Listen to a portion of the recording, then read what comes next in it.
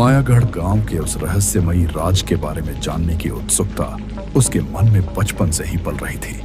लेकिन उसी उत्सुकता के साथ उसके दिल में एक अनजाना डर भी घर कर गया था। उसे महसूस हो रहा था कि जिस रहस्य को जानने की वह इतनी इच्छा रखती है, शायद वह उतना ही खतरनाक और भयावह भी हो सकता है। बाहर बारिश की बूंदें छत पर लगातार गिर रही थीं और हर बिजली की चमक के साथ अनन्या के मन में मायागढ़ के उस रहस्य की छाया और भी गहरी होती जा रही थी। पिताजी, मैंने घर के हर कमरे की खिड़कियों पर पर्दे अच्छी तरह लगा दिए हैं।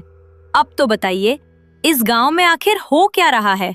बाहर हर कोई 9 बजे से पहले घरों में बंद हो जाता है। चौकीदार लोगों को डराते हुए घूमता रहता है। आखिर इसका कारण क्या है? बिटिया, तुम्हें इन सब बातों का पता इसलिए नहीं है क्योंकि जब तुम्हारे काका तुम्हें यहाँ से लेकर गए थे तब तुम बहुत छोटी थीं। उस समय तुम्हें इन डरावनी बातों से दूर रखना ही सही समझा गया था। लेकिन अब तुम बड़ी हो चुकी हो, इसलिए सच्चाई जानने का समय आ गया है।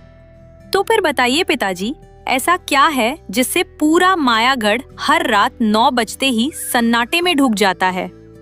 लोग अपने ही घरों से बाहर निकलने से क्यों डरते हैं? क्योंकि 9 बजने के बाद इस गांव में कोई भी अपने घर से बाहर निकलने की हिम्मत नहीं करता।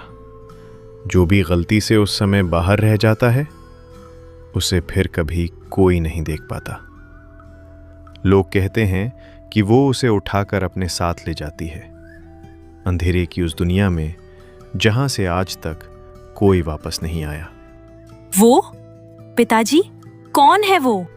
ये कहानी बहुत पुरानी है अनन्या। कई साल पहले इस गांव में एक ऐसी भयानक घटना हुई थी जिसने पूरे मायागढ़ को हमेशा के लिए डर में जीने पर मजबूर कर दिया। उसी दिन से ये गांव हर रात 9 बजते ही सन्नाटे में डूब जाता है। अनन्या के पिता आखिरकार मायागढ़ गांव के उस भयानक रहस्य के बारे में बताने ही वाले थे, जिसे गांव के लोग वर्षों से किसी अनकहे डर की वजह से छुपाकर रखते आए थे। अनन्या सांस रोके उत्सुकता से अपने पिता की ओर देख रही थी, मानो आज उसे उस रहस्य का सच जानने का मौका मिलने वाला हो। तभी अचानक घर के दरवाजे पर जोर से दस्तक हुई।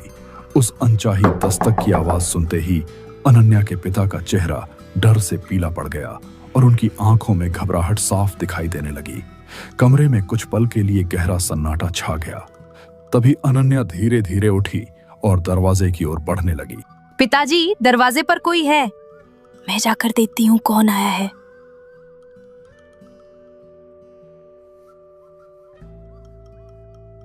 नहीं अनन्या, वहीं रुक जाओ, दरवाजे के पास मत जाओ और उसे खोलने की गलती बिल्कुल मत करना। लेकिन पिताजी, आखिर ऐसा क्यों? बाहर कौन हो सकता है?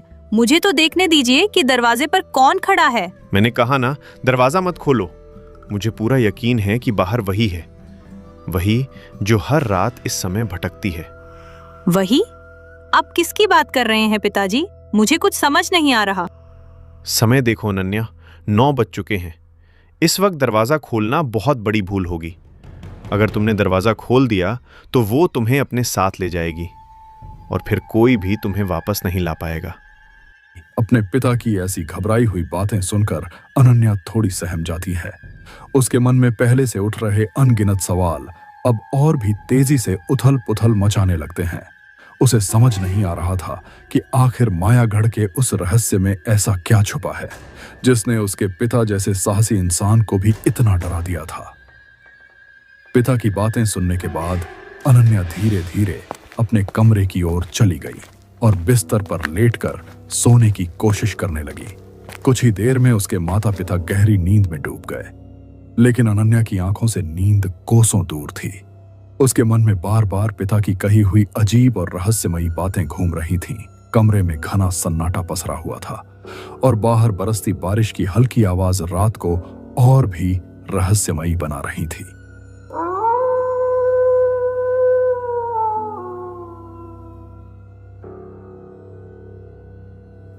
सोचते सोचते कब रात के 1 बज गए उसे पता ही नहीं चला। तभी अचानक घर के दरवाजे पर फिर से धीमी लेकिन साफ दस्तक हुई। उस अनजान दस्तक की आवाज सुनते ही अनन्या चौंक कर बिस्तर से उठ बैठी।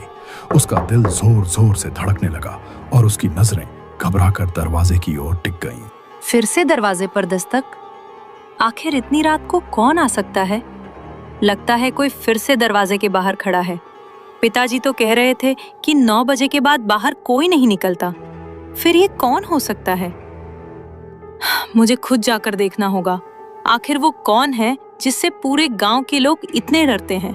अनन्या धीरे धीरे अपने बिस्तर से उठी और दरवाजे की ओर बढ़ने लगी।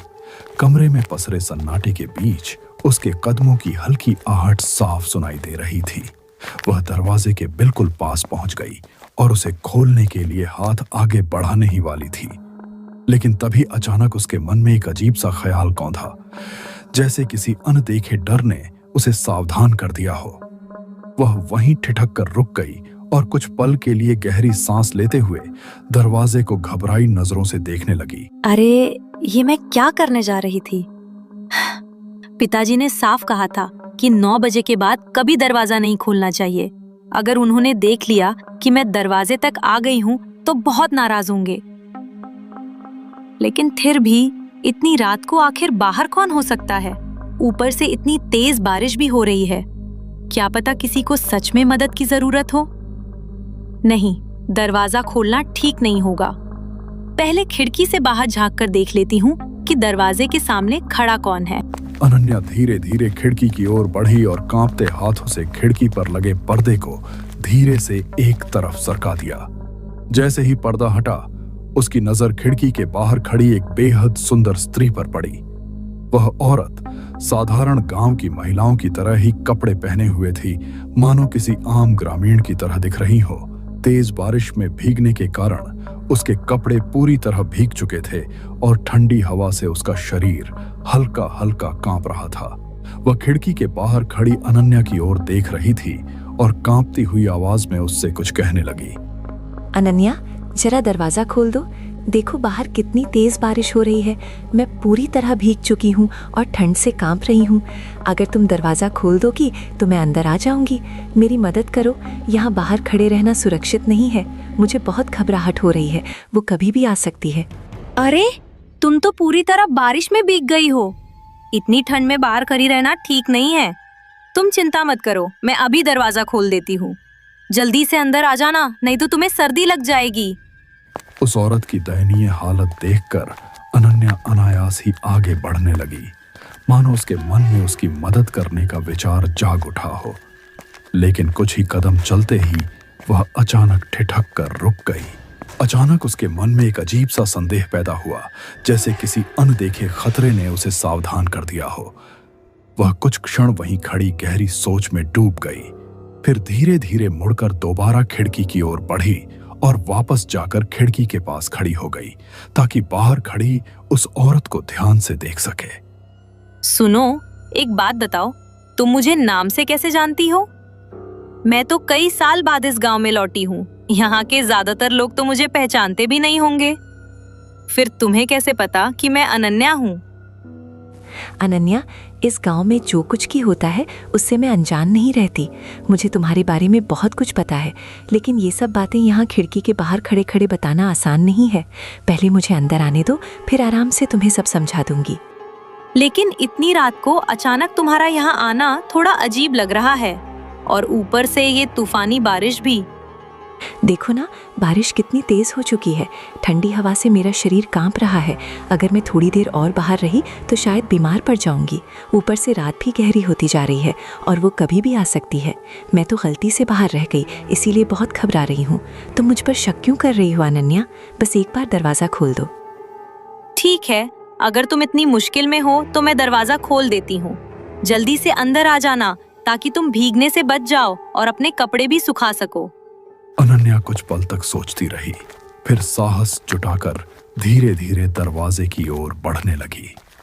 उसके मन में बाहर जाकर दरवाजा खोलने का विचार साफ हो चुका था, लेकिन उसके कदमों में अभी भी हल्की सी झिझक और अनजाना डर महसूस हो रहा था।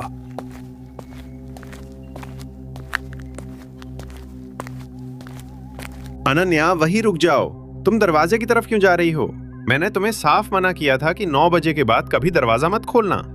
अगर इस समय दरवाजा खुल गया तो बहुत बड़ा अनर्थ हो सकता है। लेकिन पिताजी, बाहर देखिए, वो औरत तेज बारिश में भीग रही है। इतनी ठंड में अगर वो बाहर खड़ी रही तो उसकी तबीयत खराब हो जाएगी। मैं बस उसकी मदद करने के लिए दरवाजा खोलना चाहती हूँ। तुम समझ क्यों नहीं रही हो अनन्या?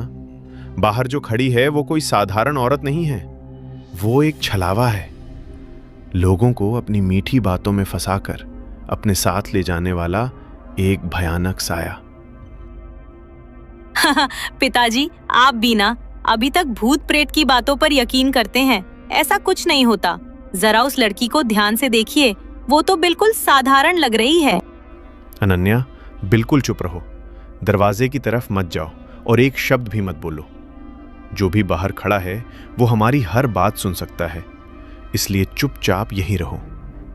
अब बहुत रात हो चुकी है, चलो वापस जाकर आराम करो। नहीं अनन्या, तुम इस गांव के लिए अभी नई हो, तुम्हें यहाँ की सच्चाई का अंदाजा नहीं है। मैं जो कह रहा हूँ वही करो और तुरंत मेरे साथ कमरे में चलो। पिताजी, आप भी ना अभी तक भूत प्रेत की बातों पर यकीन करते हैं। ऐसा कुछ नहीं होता। जरा उस लड़की को ध्यान से देखिए, वो तो बिल्कुल साधारण लग रही है। मैंने कहा ना, अभी कोई दरवाजा नहीं खोलेगा। और मेरी बात ध्यान से सुन लो, रात के 9 बजे के बाद बिना मुझसे पूछे कभी दरवाजा खोलने की गलती मत करना। सुबह होते ही मैं तुम्हें इस गांव की सारी सच्चाई बता दूंगा।